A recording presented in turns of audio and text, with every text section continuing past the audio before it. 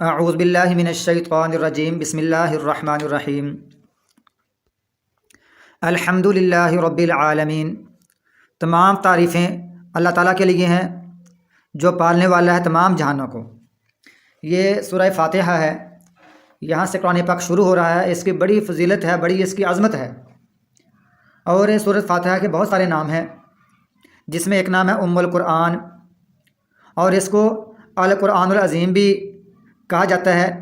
اس کا نام سورۃ الحمد بھی ہے، اس کا نام سورۃ الحمد للہ رب العالمین بھی ہے، اس کا نام السبع المثانی ہے، یعنی 7 بار بار پڑھی جانے والی آیات، اور اس کا نام الصلاۃ بھی ہے، یعنی نماز، یعنی یہ نماز ہی ہے۔ اور اس کا نام فاتحۃ الکتاب بھی ہے، اس کا نام ام الکتاب بھی ہے، اس کا نام الشفاء بھی ہے، اس کا نام الرقیہ بھی ہے۔ اس کے بہت سارے نام ہیں، اور اس کی فضیلت بڑی ہے، اس کا مقام اور عظمت بڑی ہے اس کی۔ جیسے ایک حدیث میں آتا ہے، مسلم شریف میں حدیث ہے کہ ایک دفعہ جبریل علیہ السلام نبی صلی اللہ علیہ وسلم کے پاس بیٹھے ہوئے تھے، تو آسمان کا دروازہ کھلا۔ تو جبریل علیہ السلام نے کہا، آج آسمان کا ایک دروازہ کھلا ہے، اس سے پہلے یہ دروازہ کبھی نہیں کھلا، نہ ہی کھولا گیا ہے۔ تو پھر وہاں سے ایک فرشتہ اترا، تو جبریل علیہ السلام نے کہا، آج ایک فرشتہ آیا ہے، اس سے پہلے یہ دنیا میں نہیں آیا۔ جو فرشتہ آیا تو اس نے آ کر سلام کہا، اور ساتھ ہی فرمایا، آپ کو دو نوروں کی خوشخبری ہو جو آپ سے پہلے کسی نبی کو نہیں دیے گئے۔ 2 روشنیوں کی، 2 نوروں کی خوشخبری ہو جو آپ سے پہلے کسی نبی کو نہیں دیے گئے۔ پھر اس نے بتایا کہ وہ سورۃ الفاتحہ ہے اور سورہ بقرہ کی آخری آیت ہے۔ پھر اس نے فرمایا، اس فرشتے نے کہا، آپ ان دونوں میں سے جو حرف بھی پڑھیں گے وہی چیز آپ کو عطا کر دی جائے گی، یعنی اس کی اتنی عظمت ہے۔ تو یہ وہ صورت ہے، اس کو نماز بھی کہتے ہیں، کیونکہ یہ ساری نماز اس کے ساتھ ہی ہے۔ اللہ کے نبی نے فرمایا، لا صلاۃ لمن لم یقرأ بفاتحۃ الکتاب، جو بندہ سورۃ فاتحہ نہیں پڑھتا، فاتحۃ الکتاب نہیں پڑھتا، اس کی نماز ہوتی نہیں ہے۔ لا صلاۃ، کوئی اس کی نماز نہیں ہے۔ اب اس میں کوئی نماز نہیں ہے، اس میں ساری نمازیں شامل ہیں، خواہ بندہ اکیلا ہے، خواہ بندہ امام ہے، خواہ بندہ مقتدی ہے، امام کے پیچھے ہے، خواہ بندہ وہ فرض پڑھ رہا ہے، نفل پڑھ رہا ہے، وتر پڑھ رہا ہے، وہ کوئی بارش کی نماز پڑھ رہا ہے، کوئی جنازے کی نماز پڑھ رہا ہے، کوئی اشراق پڑھ رہا ہے، کوئی بھی نماز ہے، تو وہ نماز بغیر فاتحہ کے ہوتی نہیں ہے، لا صلاۃ۔ اور اس میں لوگ طرح طرح کی باتیں کرتے ہیں کہ نہیں، مقتدی نے نہیں پڑھنی۔ تو اللہ کے رسول نے فرمایا کہ آپ نے اس کو جب امام کے پیچھے ہو تو اس کو دل میں پڑھا کرو، یعنی پیچھے پیچھے اس کو پڑھو، یہ نہیں پڑھنا لازمی ہے۔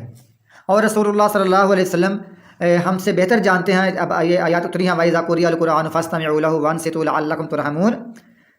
ان آیات کے باوجود بھی رسول اللہ صلی اللہ علیہ وسلم نے فرمایا، لعلکم تقرؤون خلف امامکم، کیا تم امام کے پیچھے پڑھتے ہو؟ صحابہ نے کہا جی پڑھتے ہیں۔ فرمایا، لا تفعلوا، ایسا نہ کرو، الا بام القرآن، مگر یہ قرآن، یہ سورت یہ پڑھا کرو۔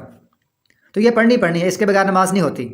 آپ نے فرمایا یہ نماز جو بندہ یہ نہیں پڑھتا اس کی نماز ناقص ہے، مکمل نہیں ہے۔ تو یہ اس کی بڑی عظمت ہے، یہ ہر بندہ پڑھے، یہ لازمی پڑھے، امام کے پیچھے پڑھے، جب خود امام ہے تب بھی پڑھے، اکیلا ہے تب بھی پڑھے، یہ پڑھنی لازمی ہے۔ تو اس کی الحمدللہ تمام تعریفیں اللہ تعالیٰ کے لیے ہیں۔ اب ویسے تو ہم لوگوں کی بھی تعریف کرتے ہیں، لوگوں کی کسی خوبیوں پر تعریف کرتے ہیں، تو اس کا معنی یہ ہے کہ اس کو جو خوبی دی ہے وہ بھی اللہ تعالیٰ نے عطا کی ہوئی ہے۔ اصل تعریف اور تمام تعریفوں کا مالک حقیقی اللہ تعالیٰ ہے، رب العالمین، جو تمام جہانوں کو پالنے والا ہے، جو ظاہر پالنے والا ہے، تو اس کا ہی حق ہے کہ اس کی عبادت کی جائے۔ اس سورۃ فاتحہ کی بہت لمبی تفسیر ہے، یہ اصل میں پورے قرآن پاک کا یہی خلاصہ ہے۔ اسی میں سارے پیغام ہیں، اسی میں ساری دعوت ہے، اسی میں سارے مقاصد ہیں۔ پالنے والا ہے، ساتھ ہی الرحمن الرحیم، وہ بڑا مہربان نہایت رحم کرنے والا ہے، یہ بھی اس کی صفت ہے۔ پھر مالک یوم الدین، آگے مرنے کے بعد قیامت آنی ہے، وہ مالک ہے یوم الدین، بدلے کے دن کا۔ یعنی یہ نہیں ہے کہ جو بندہ مرضی ظلم کرتا رہے، زیادتیاں کرتا رہے، تو دوسرے بندے ظلم سہتے رہیں تو اس کا کوئی انجام نہیں ہوگا، ان کو سزا نہیں ملے گی، نہیں۔ اللہ فرماتا ہے مالک یوم الدین، وہ قیامت کے دن کا مالک ہے، بدلے کے دن کا مالک ہے، اس دن سارے حساب و کتاب ہوں گے۔ جب بندہ کہتا ہے نا الحمدللہ رب العالمین الرحمن الرحیم مالک یوم الدین، یہ بندے نے اللہ تعالیٰ کی تعریف کی ہے، اللہ کی حمد کی ہے، اللہ کی تمجید، بزرگی، بڑائی بیان کی ہے۔ اللہ فرماتا ہے یہ بندے نے میرے لیے کیا ہے۔ آگے ایاک نعبد و ایاک نستعین، اور یہ میرے اور میرے بندے کے درمیان ہے، یہ بندہ خود کہتا ہے یا کا نعبد، خاص ہم تیری ہی عبادت کرتے ہیں، یعنی بندگی ہم نے اللہ کی کرنی ہے، اللہ کے علاوہ کسی کی ہم بندگی نہیں کر سکتے، کسی کی عبادت نہیں کر سکتے، کسی کے آگے جھک نہیں سکتے، سجدہ رکوع نہیں کر سکتے، قیام ہاتھ نہیں اس کے سامنے باندھ سکتے، اس طرح کسی قبر پر طواف نہیں کر سکتے، کسی جگہ پر ہم کنکریاں نہیں مار سکتے بطور عبادت کے، کسی کے نام کا ہم ذبح نہیں کر سکتے، کسی کے نام کی منت نہیں مانگ سکتے، نظر و نیاز نہیں مانگ سکتے، کسی سے فریاد نہیں کر سکتے، کسی کو پکار نہیں سکتے مشکل وقت میں، اور مطلب دور، یہ نہیں کہ اپنے ساتھی کو نہ پکار، ساتھی کو پکارو کوئی پاس کھڑا ہے، لیکن بن دیکھے دور غیب میں ہم کسی کو نہیں پکار سکتے سوائے اللہ تعالیٰ کے۔ اور ہم یہ مانتے ہیں سارے اختیارات کا مالک اللہ تعالیٰ ہے، سارے تصرفات کا مالک اللہ تعالیٰ ہے، مطلب اپنی ذات میں اپنی صفات میں اکیلا ہے، اپنے اسماء و صفات میں اکیلا ہے، اس کے برابر کوئی نہیں ہے، لا شریک لہ، تو یہ ہم اسی کی عبادت کرتے ہیں۔ وَإِيَّاكَ نَسْتَعِينُ، اور اللہ فرماتا ہے پہلے بندہ اللہ کے غائب میں تعریفیں کر رہا تھا، یہاں بندہ خود باتیں کرنا شروع کر دی، یعنی پہلے تعریفیں کرتے کرتے بندے نے اللہ تعالیٰ کو خوب متوجہ کیا، جب متوجہ کر لیا پھر بندہ کہتا ہے اے اللہ ہم تیری عبادت کرتے ہیں، خاص تیری ہی ہم عبادت کرتے ہیں، وَإِيَّاكَ نَسْتَعِينُ، خاص تجھ سے ہی ہم مدد مانگتے ہیں۔ پہلے بندہ کہہ رہا ہے تمام تعریفیں اس اللہ کے لیے ہیں جو تمام جانوں کو پالنے والا ہے، جو بڑا مہربان، جو بڑا نہایت رحم کرنے والا ہے، جو قیامت کے دن کا مالک ہے۔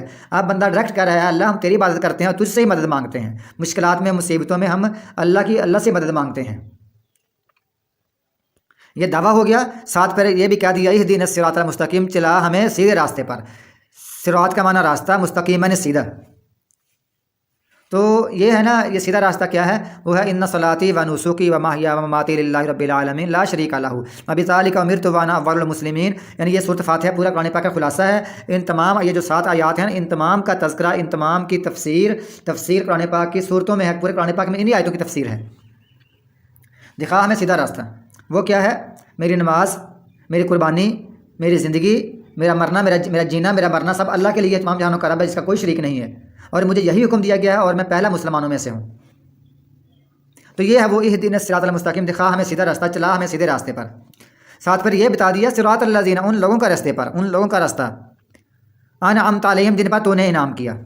ہمیں کون سے راستے پر چلا، جو راستہ انبیاء کا ہے، صدیقین کا ہے، شہداء کا ہے، صالحین کا ہے، ہمیں اس راستے پر چلا، انبیاء کے راستے پر، صحابہ کرام کے راستے پر، صدیق کے راستے پر، شہداء کے راستے پر، نیک لوگوں کے راستے پر ہمیں چلا۔ تو یہ بندہ دعا کرتا رہتا ہے، یہ نہیں کہ ایک دفعہ کر دی، نہیں، بلکہ ہر نماز میں دعا کرتا ہے بندہ، عام طور پر بھی سورۃ فاتحہ پڑھتا ہے، تو یہ خاص دعا ہے۔ غیر المغضوبی، نہ جن پر غضب کیا گیا جن پر، یعنی جن پر تو نے انعام کیا ان پر نہ غضب کیا گیا، ولا الضالین، اور نہ ہی یہ گمراہ ہونے والے ہیں۔ یا اللہ ہمیں ان راستوں پر چلا جن پر تو نے انعام کیا، ان لوگوں کے راستے پر جن پر نہ تو غضب کیا گیا اور نہ ہی وہ گمراہ ہوئے۔ تو یہ جو سورۃ فاتحہ ہے نا، اس کے بعد میں قرآن پاک میں تو نہیں ہے، ویسے اللہ کے رسول نے فرمایا اذا قال الامام ولا الضالین فقولوا آمین فمن وافق تامینہ تامین الملائکۃ غفر لہ ما تقدم من ذنبہ، کہ جب امام ولا الضالین کہے تم آمین کہو، کیونکہ فرشتے بھی آمین کہتے ہیں، اور جس کی آمین فرشتوں کی آمین سے مل گئی اس کے سارے گناہ معاف کر دیے جاتے ہیں۔ تو اللہ کے رسول نے فرمایا یہودی مسلمانوں سے کسی چیز میں اتنا حسد نہیں کرتے جتنا آمین کہنے میں کرتے ہیں اور سلام کہنے میں کرتے ہیں۔ سلام کہنے میں اور آمین کہنے میں یہودی ہم سے بہت حسد کرتے ہیں۔ اصل میں جو مغضوب علیہم ہے یہودیوں کی طرف اشارہ ہے۔ اللہ فرماتا ہے وباؤ بغضب علی غضب، وہ غصے پر غصے کے ساتھ لوٹے، ان پر اللہ تعالیٰ بہت غصے ہوا، وہ مغضوب علیہم ہے۔ اور ولا الضالین، اور یہ جو گمراہ ہیں یہ عیسائی ہیں۔ اللہ تعالیٰ فرماتا ہے ذلوا کثیرا وضلوا، جیسے سورہ 6 سپارے کی آیت آتی ہے آخری رکوع میں، انہوں نے یہ خود بھی گمراہ ہوئے، انہوں نے بہت سارے لوگوں کو گمراہ کیا اور یہ سیدھے راستے سے گمراہ ہو گئے۔ تو یہ سورۃ فاتحہ، اس کی اور بڑی لمبی تفسیر ہے، مختصر بیان کرنے کے لیے آپ کو بتایا ہے کہ اس کے نام بھی ہیں اور اس کی بڑی فضیلت ہے، یہ نور ہے اور یہ شفا بھی ہے۔ صحابہ کرام نے اسے دم کیا، ایک بندے کو اس کو شفا مل گئی، ایک بندہ بالکل پاگل تھا اس کو ایک صحابی نے دم کیا، اس کو شفا مل گئی، ایک اسی طرح وہ جو بندہ سردار تھا جس کے سانپ نے ڈس لیا تھا اس کو شفا مل گئی۔ تو اس کی بڑی فضیلت ہے۔